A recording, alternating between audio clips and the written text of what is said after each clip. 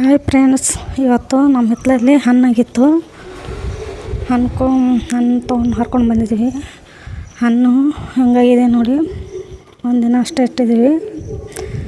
ನೋಡ್ರಿ ಎಷ್ಟು ತೊಳಿಯೆಲ್ಲ ಹೆಂಗದಾವು. ನೋಡ್ಕೊಂಡು ಹಂಗೆ ತಿನ್ಬೇಕು ಅನ್ನಿಸ್ತೈತ್ರಿ.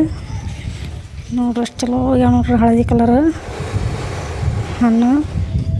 ನೋಡ್ರೆಲ್ಲ ಅದರಿಂದೆಲ್ಲ ತೆಗಿಬೇಕು. ಹೋಳ್ಗೆ ಮಾಡೋಕೆ, ಹುಗ್ಗಿ ಮಾಡೋಕೆ, ಎಲ್ಲ ಪಾಯಸ ಮಾಡೋಕ್ಕಾಯ್ತು, ಎಲ್ಲದಕ್ಕೂ ಬರ್ತೈತೆ ರೀ ಹಲಸಿನ ಹಣ್ಣು.